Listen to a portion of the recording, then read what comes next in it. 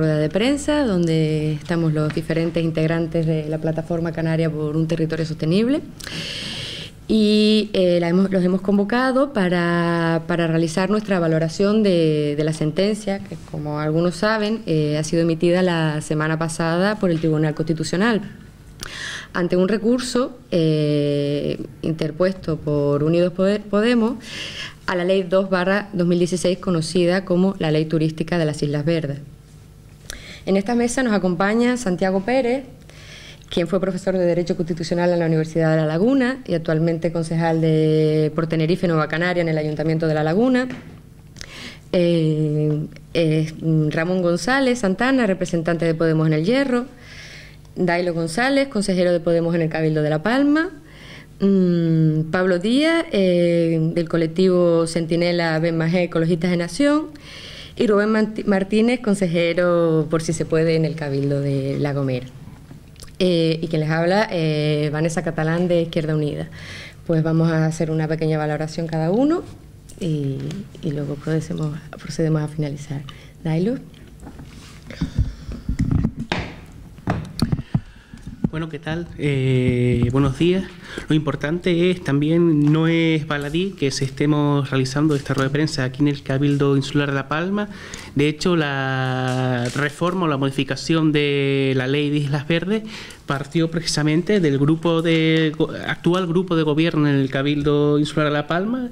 Esa es una reforma, una propuesta que con el único voto en contra del grupo que represento, Podemos, y que estaba en cierto modo dentro de una cuestión, una estrategia que ellos mismos denominaron estrategia administrativa para la superación de la problemática motivada por las recientes sentencias judiciales para la planificación insular, así como la dinamización de la actividad turística. Ese es el nombre que ellos habían puesto a dicha estrategia, y entre las distintas acciones de la estrategia estaba esta modificación de la Ley de Islas Verdes, y precisamente la sentencia del Tribunal Constitucional admite uno de los recursos. El recurso que admite es precisamente el referido a dicha estrategia, a dichas actuaciones que en su momento fueron suspendidas estaban dentro de las suspendidas por el Tribunal Supremo, y que tratan de solventarlas por que ya se hablará de una parte, una adicional, que había una disposición adicional segunda, que es la que finalmente en el Tribunal Constitucional admitió el recurso con dicha disposición adicional segunda. Ahí quien sigue. Si la siguiente persona que. Pablo Díaz, de Ben-Majé, Ecologistas de Nación. Bueno, buenos días a todas y a todos y gracias por estar aquí. Bueno, nosotros desde la Centinela Ben-Majé, Ecologistas en Acción, la verdad es que en cierto modo estamos contentos por la sentencia, en el sentido de que a grosso modo avala las tesis por las que se ha luchado mucho en esta isla en contra de esta planificación tan a gusto del constructor y del promotor, como se ha hecho muy lejos del interés general, ¿no?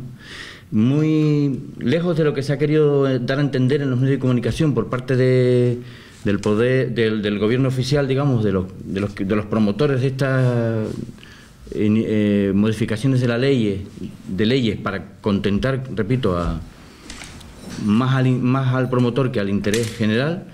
Lejos de lo que han dicho en prensa, de que ya ahora mismo ya tenemos una seguridad jurídica en La Palma para poder construir, que ya se pueden casi que hacer lo que se tenía pensado hacer en la isla a nivel de turístico. Muy lejos de esto, el Tribunal Constitucional avala nuestras tesis y de protección medioambiental al suspender y al declarar inconstitucional la disposición adicional segunda, que ya luego explicarán más pormenorizadamente a nivel jurídico. Y el Plan Territorial Especial de La Palma, como se ha querido dar a entender, no ha resucitado, ¿no? Y las actuaciones previstas siguen anuladas por una sentencia judicial, como es la del Tribunal Supremo, y en la sentencia del Tribunal Constitucional también lo recoge como punto importante para la hora de valorar en general toda la planificación que ahora mismo existe en Canarias o en las islas menores, ¿no? Y por eso estamos satisfechos, porque la sentencia también nos da pistas y nos ilumina el camino, o debería de iluminárselo a los que gobiernan en la isla y en el gobierno de Canarias, para intentar cumplir la ley de manera general para todas las personas de las islas, ¿no? Y no, como se ha hecho hasta ahora, para que la planificación sea a gusto o a la carta para los promotores según vayan queriendo construir en las islas, ¿no? Y, por último, decir que la seguridad jurídica en realidad no la otorga un tribunal o una sentencia, la otorga más bien la certeza de que los gobernantes hagan las cosas bien hechas, ¿no? Y cumplan la ley exquisitamente, no solo las leyes canarias, sino también las leyes estatales e incluso europeas, ¿no? Que para eso están, para que se cumplan, ¿no? No para cambiarlas a gusto del consumidor. Entonces, por eso creo que el cumplir la ley es una cosa que se hace cada día, y la planificación que se haga es la plasmación del interés general y no del interés particular.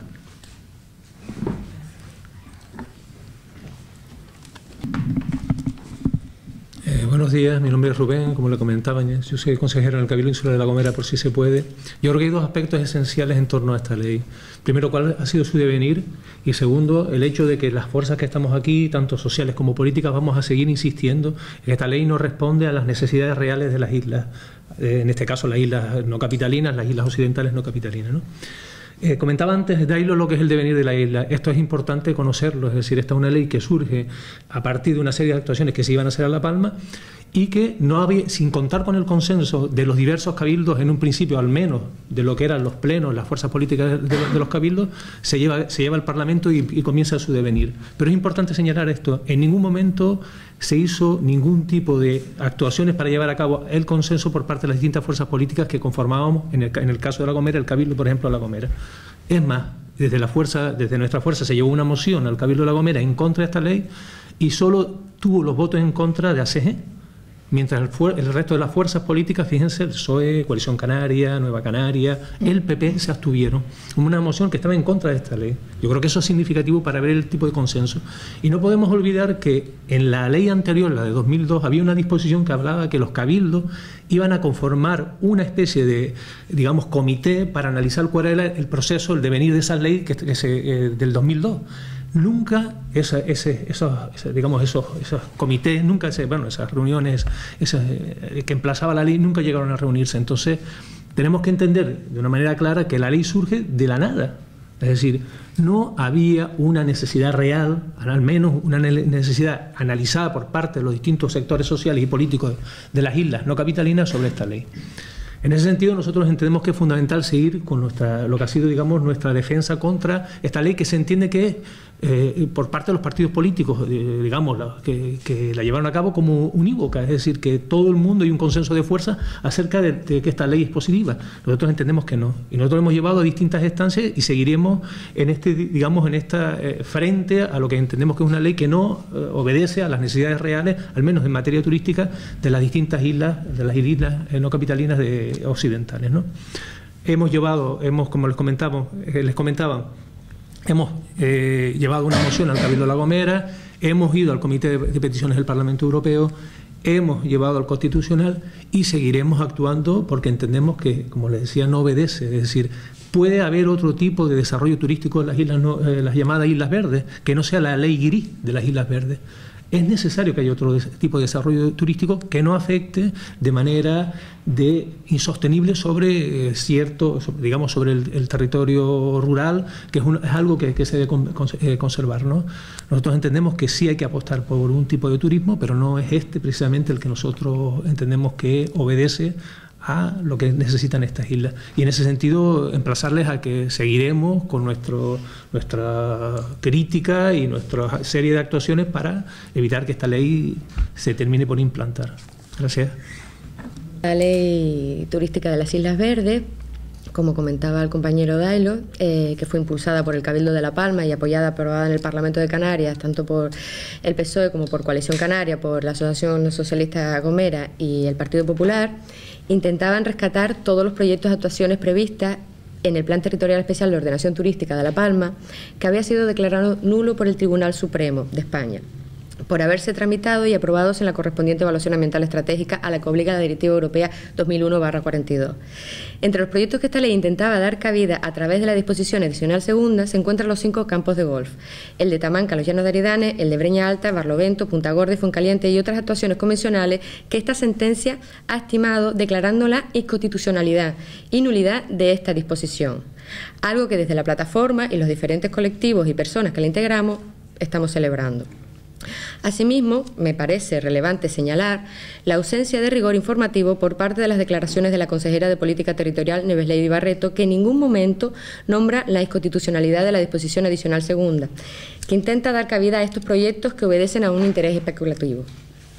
Así como Asier Antona, presidente del Partido Popular en Canarias, que también omite un dato tan importante, o Anselmo Pestana o Clavijo, que intenta restarle peso, minimizarlo, hablando de un mal menor. Un mal menor que son nada más y nada menos que 5 campos de golf, que si tan poco relevantes son para ello, ¿por qué intentaban rescatarlos con esta ley a pesar de haber sido anulados por el Tribunal Supremo y vulnerando los derechos de los diputados en el trámite parlamentario, donde la sentencia también falló a nuestro favor en el recurso de amparo que presentó Podemos? ¿Se puede confiar en estos políticos que manipulan la información a su beneficio? ¿Existía seguridad jurídica antes de presentar este recurso? No. Y gracias a este recurso, gracias a esta herramienta que tenemos a través de Unidos Podemos, todos ahora sabemos y todas sabemos que no. ¿Va un inversor a confiar en la consejera Nieves Lady si en sus declaraciones dice una cosa y en la sentencia aparece otra? ¿Por qué no se centran nuestros políticos en conseguir inversores que se ajusten a las normativas ambientales, en lugar de seguir insistiendo en saltarse las leyes y de intentar crear leyes a la carta y no leyes que necesitamos? Porque mientras llegan esos inversores, ¿por qué mientras llegan esos inversores no trabajan por diversificar la economía de la isla? Que no dependa de 1 o 2 sectores, sino de más sectores para darle una seguridad económica a la isla. Por todo lo demás, queda pendiente, algo que profundizará Santiago Pérez, un recurso de anticonstitucionalidad a la ley del suelo y cualquier proyecto que no cumpla con la normativa ambiental se llevarán a cabo las acciones pertinentes por parte de la plataforma. Para terminar, señalar que la plataforma no está en contra, por mucho que digan, de más camas, que hay núcleos turísticos consolidados donde se pueden hacer más hoteles y que demandamos un modelo turístico donde no se bata récord en turismo y sigamos creciendo en pobreza y paro, como hemos experimentado en otras islas a las que intentamos imitar. Gracias. Paso con Ramón. Bien, yo soy Ramón González Santana de Podemos El Hierro. Por no repetirme, destacar fundamentalmente la importancia que Unidos Podemos ve en que haya que dar cobertura política a aquellas acciones sociales para intentar que se haga realmente lo que la ley nos permite y no lo que los políticos en muchas ocasiones, determinados gobiernos como el que tenemos ahora mismo en Canarias, que trata de engañarnos. Lo hemos visto respecto a cómo salió la noticia del Tribunal Constitucional y obviaron realmente lo que fue la última parte, todo el fallo. Cuando vienen a fallar en que lo que se había alegado efectivamente se tenía razón, se querían hacer cosas que eran inconstitucionales. Entonces, para Unidos Podemos es fundamental que haya una plataforma política en el que desde el Parlamento, desde la legalidad, podamos dar cobertura desde el Parlamento a aquello que se considera justo y que socialmente vamos a poder avanzar sin necesidad de engañar y sin necesidad del crecimiento de unos pocos a costa de unos muchos. Y ahí tenemos la lucha, por ejemplo, de las camareras de piso y demás, que se crece, entran millones de turistas, pero realmente la población sigue sufriendo la pobreza. Y parece que es directamente proporcional. Cuanto más crecimiento hay para la gente que tiene mucho dinero, más caemos en la pobreza. Canarias es de los lugares en los que la pobreza infantil sigue subiendo y no termina de frenar. Por tanto, desde la plataforma, que como bien comentaba el compañero, vamos a utilizar todos los parlamentos que no den la cobertura legal para luchar por aquello que creemos que es de justicia y de justicia social. Dígase desde los cabildos, dígase desde el Gobierno de Canarias, desde el Estado español, desde Bruselas.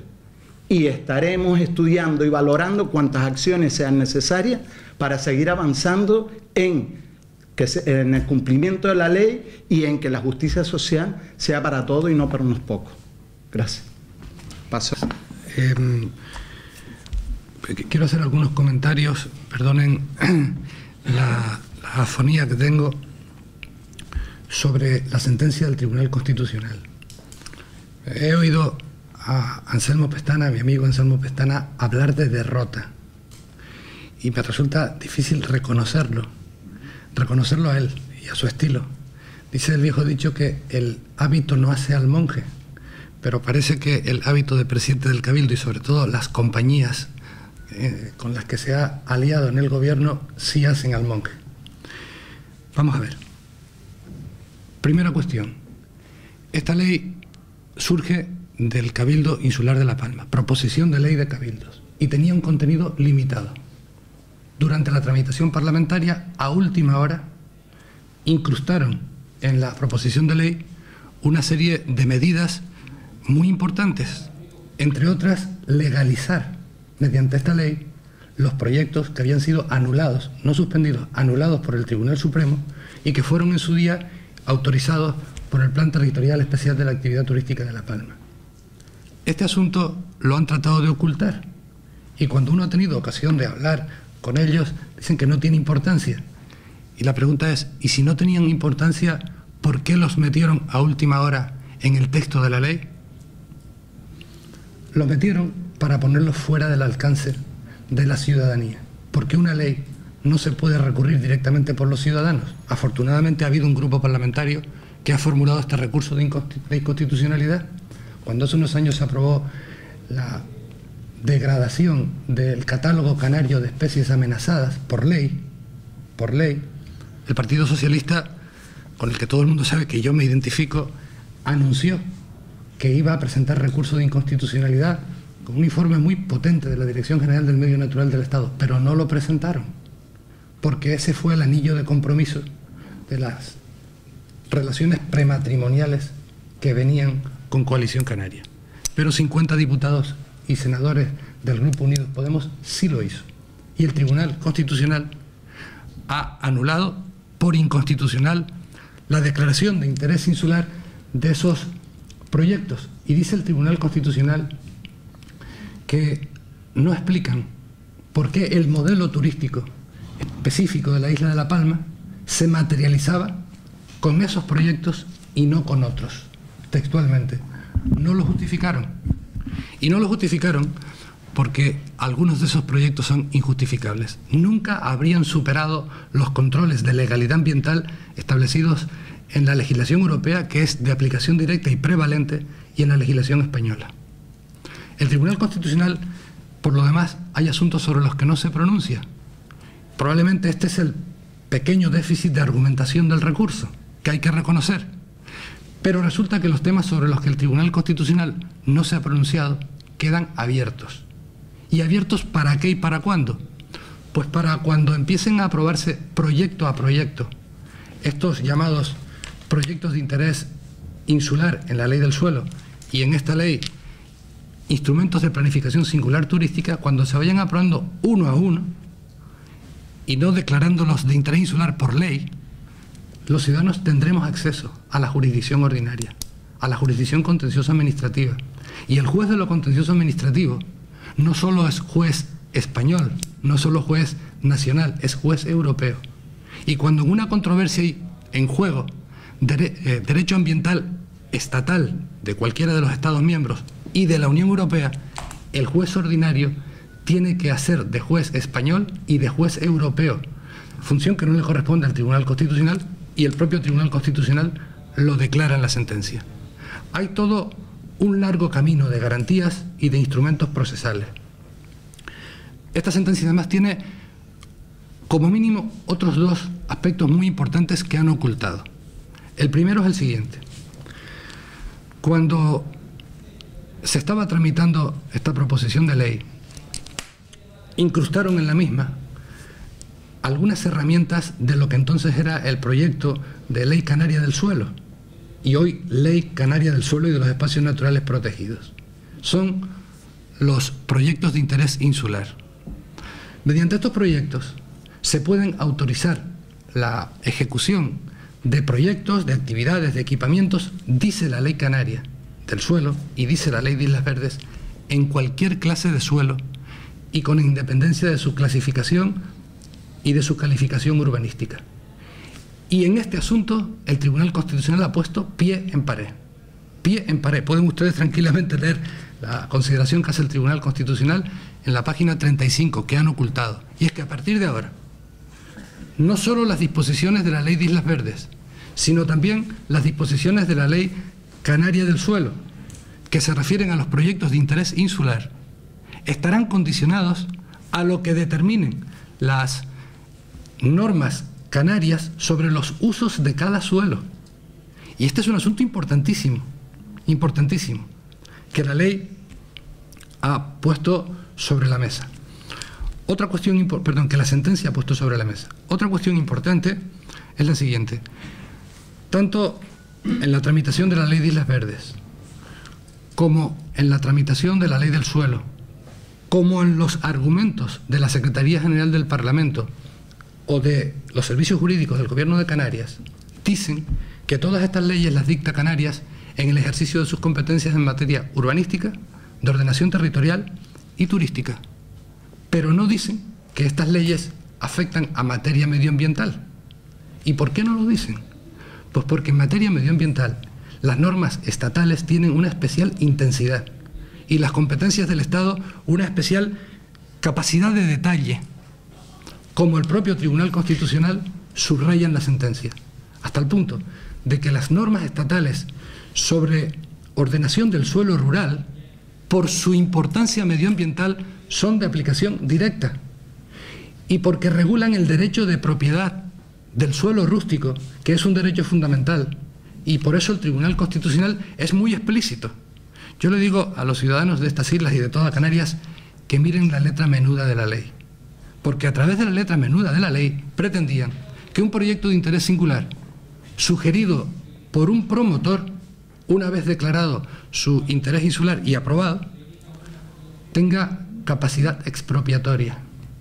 Capacidad expropiatoria.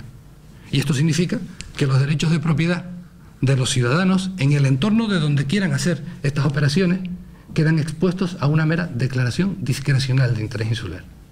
Este es un asunto muy importante, en el que, en mi opinión, habría que tener mucha atención puesta. Finalmente, no dice ninguno de los portavoces del oficialismo que para aprobar esta ley como la aprobaron, vulneraron derechos constitucionales de los diputados al Parlamento de Canarias de Podemos. Derecho fundamental de participación política, como ha declarado la sentencia de amparo número 4 de 2018. Puedo hablar de este asunto con conocimiento de causa porque fui el que aportó la argumentación del recurso a petición de la siempre presente compañera Asun Delgado, y lo tengo aquí. De forma que para hacer lo que hicieron, no solo estuvieron haciendo agachadillas al procedimiento legislativo, porque si querían autorizar por ley toda esta serie de actuaciones singulares, ¿por qué no las incluyeron en la proposición de ley?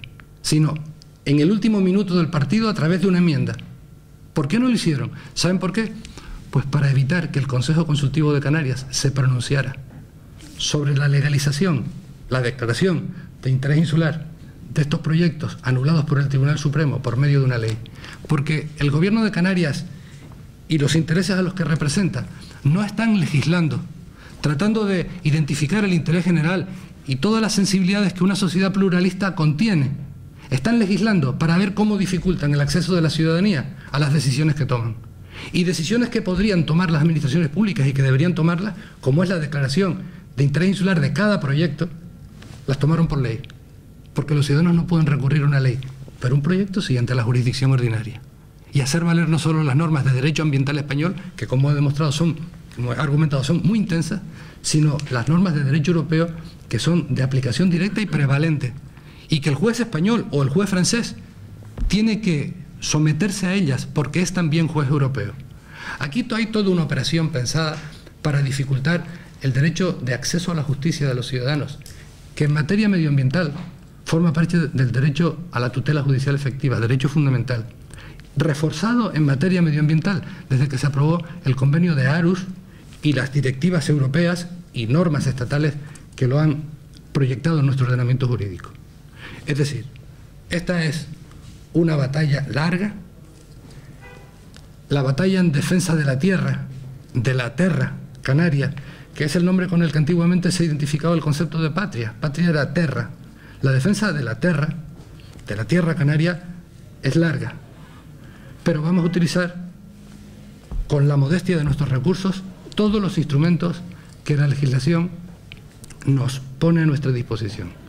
Y sobre todo lo que no se ha pronunciado el Tribunal Constitucional, porque no se le argumentó. El Tribunal Constitucional, como decía antes Pablo, ha actuado con mucha seriedad. Todo sobre lo que no se ha pronunciado el Tribunal Constitucional va a tener ocasión de examinarlo la jurisdicción ordinaria, y puede que también el propio Tribunal Constitucional, a través de cuestiones de inconstitucionalidad. Por lo tanto, el repertorio de posibilidades está abierto. El objeto de este recurso, que hay que decir que fue un recurso limitado, no se disparaba jurídicamente contra todos los preceptos de la ley. Y una última idea que no quiero que se me olvide. Miren, uno de los motivos del recurso importantes es que a través de esta ley se pretendía que los instrumentos de planificación singular turística o los proyectos de interés singular sean sometidos a una evaluación ambiental determinada. Esto es contrario a la legislación estatal y se denunciaba en el recurso, pero salieron huyendo. Cuando vieron que los machetes jurisdiccionales venían bajitos, como dicen los cubanos, salieron huyendo y a través de la ley del suelo cambiaron este tema de derecho ambiental potente. Y el Tribunal Constitucional dice, porque lo han cambiado, ya no existe controversia. ¿Esto es una victoria? Es como los chiquillos cuando se van corriendo, se meten en la casa y dicen, rin casa, ganamos. No, no, es que el tema de que los proyectos de interés singular fueran sometidos a un tipo, y solo a un tipo, de evaluación ambiental estratégica era clave. Porque en la evaluación ambiental estratégica, en los términos que establece la legislación estatal, radican las principales garantías de defensa del medio ambiente. Y hay proyectos que pretendieron autorizar en su día por el Plan Territorial Especial y que pretendieron declarar de interés insular por ley, que no lograrán superar nunca el examen medioambiental.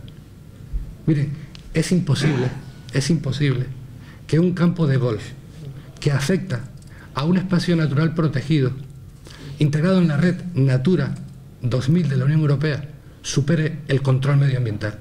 La Palma, en su modelo turístico, puede tener campos de golf, tendrán que decidirlo en La Palma. Pero hay una cosa evidente, hay que tener claro lo que no se puede hacer.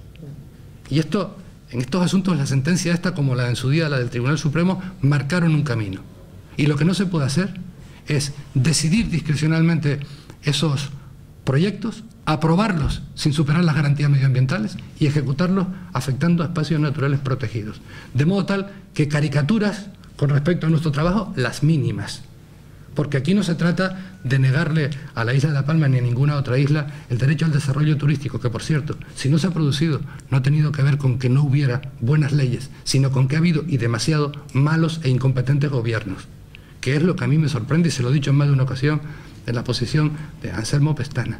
En La Palma han pasado 30 años desaprovechándose oportunidades para planificar y orientar el futuro que tal vez no vuelvan a presentarse, malbaratando recursos públicos en infraestructuras, algunas de ellas disparatadas. Y parece que esta isla no hubiera tenido gobiernos siempre los mismos durante los últimos 30 años. Han hecho lo de siempre, tratar de buscar un enemigo exterior, pero las responsabilidades están aquí. Y tienen nombres y apellidos y van pasito a pasito por la calle real y por las ciudades y localidades de esta isla. Y esto hay que decirlo. Ridículos y caricaturas, los mínimos. Yo no suelo emplear en mi explicación nunca cosas como milongas, no, argumentos. Y los argumentos que esta sentencia contiene y su interés de futuro han intentado ocultarlos. Y el esfuerzo de recurrirla es un esfuerzo meritorio, que debiera haberse producido, pero no se produjo, contra otros desmanes medioambientales, como cuando se cambió la ley del catálogo de especies amenazadas del archipiélago. Contamos con una riqueza de biodiversidad extraordinaria y esa protección la descatalogaron, la rebajaron para poder construir algunas infraestructuras de tan dudosa legalidad como algunas de las que hemos comentado. Entonces, esta es, digamos, la opinión, estudiando a fondo la sentencia, que me parece que las autoridades que salieron en tromba ni siquiera habían tenido la oportunidad de hacerlo, ¿no? Señor Pérez, me gustaría poder clarificar un par de asuntos. Usted dice que ellos han interpretado en su propio interés el argumentario general de la ley sin entrar en cuestiones específicas, por lo que dice, para entenderlo, por lo que dice el PTE y las actuaciones que ellos quieren declarar singulares seguirían estando anuladas, hay que ir aprobándolas una por una. Pero a mí lo que me interesa saber es en qué ámbito van ustedes a recurrir todo esto. ¿Van a esperar a que se vaya aprobando proyecto por proyecto, a estar pendientes y a ir actuando en función de cada proyecto que se quiera aprobar? ¿Van a recurrir a Estrasburgo? ¿Van a presentar recurso en Estrasburgo contra esta sentencia? Mire, lo que se ha conseguido es que el control judicial de estas actuaciones vuelva a manos de los ciudadanos. Esto es lo que se ha conseguido. Y es lo que ellos intentaban evitar a toda costa. Porque hay proyectos que no van a superar el control judicial, porque no superan el control de legalidad medioambiental, los mires por donde los mires. ¿Qué va a ocurrir ahora? Pues lo que hace gente con mucha voluntad, pocos medios y discreción, como se dice aquí en La Palma. Gente discreta, que es ver proyecto a proyecto. Y en los que cometan atropellos, que algunos hay, serán recurridos ante la jurisdicción ordinaria. Y cuando se recurren ante la jurisdicción ordinaria, el juez de la jurisdicción contencioso administrativa es, lo dije, juez español y juez europeo. Vale, quiero preguntarle ahora.